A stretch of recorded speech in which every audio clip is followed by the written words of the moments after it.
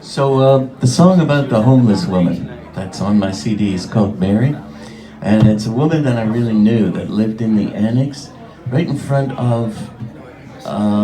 She was either in front of the drugstore, or the Shoppers Drug Mart, or she was in front of the all-night supermarket.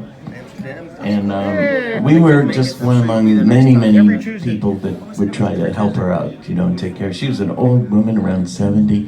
Sounded to me like she was from where my grandmother was from. Oh, sorry, guys. Listen, as I'm getting older, and it's young. It's really young.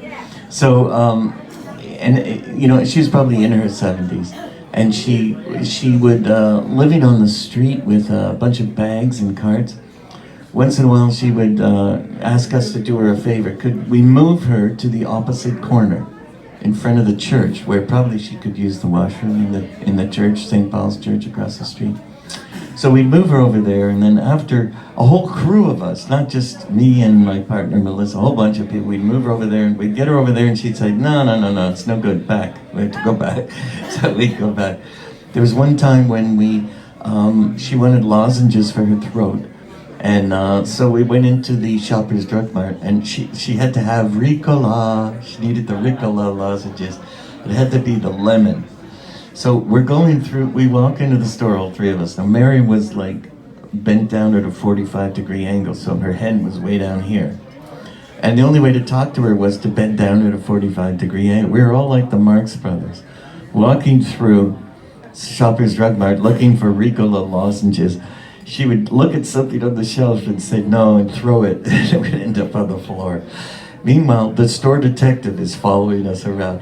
All four of us walking around like the Marx Brothers, with her head down here. Finally, we did get her the lozenges. So Mary was a very sweet lady. Now, there's a musician named Brent Ditko, a man with a very big heart. So over the years, I would see many social workers talking to Mary. I could tell they were social workers, they were arguing with her, trying to get her to go into shelter, and she never would. Well, part of the reason was that, the shelters are dangerous, people get robbed, they steal your stuff, they make fun of you. She didn't want to go there. The only person who ever convinced her to do it was Brent Titcomb. Wow. And not only that, but he helped pay for her. By himself. So she ended up in this old folks home at Christie and Bloor. And I bumped into Brent, and he told me that, and he said, no, she's not that well, we don't know how long she'll live, you should visit her. So I visited her with my guitar one Christmas, and I played a few Christmas songs for her and her group of people.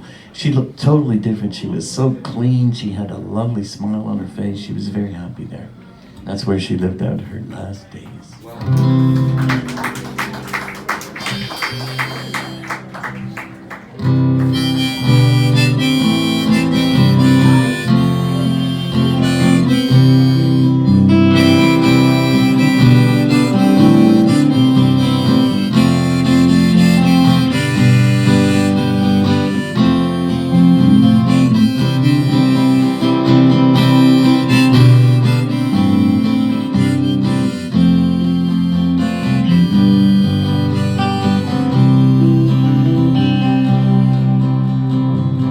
Mary lives in a bus shelter at the corner of Church and Queen.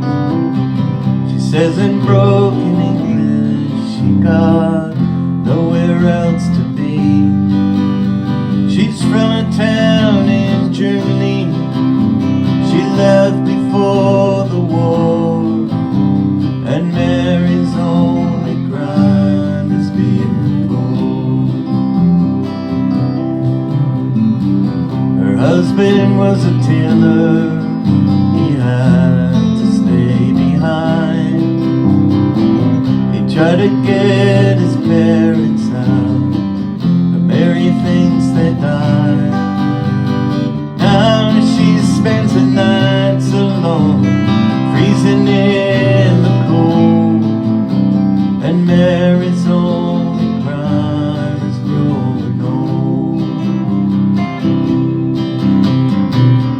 Oh, people, is anybody free?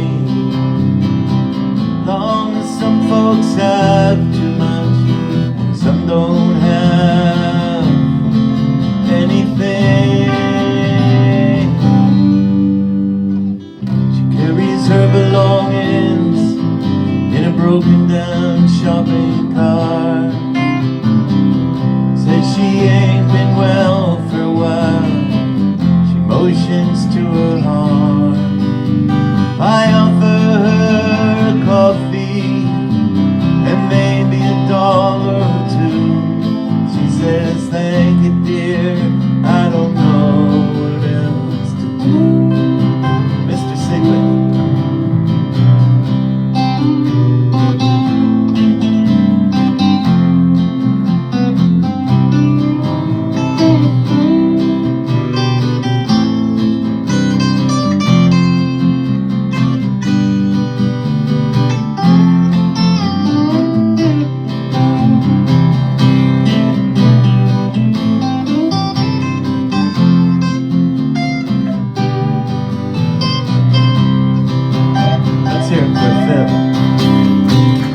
Oh, people, is anybody free? Long as some folks have too much and some don't have anything. Mary lives in a bus shelter at the corner of Church and Queen. Says in broken English, you got nowhere else to be. 1,000 people pass her by, 1,000 people scorn, and Mary's only crime is being born. And Mary's only crime is being born. And Mary's only crime is being born.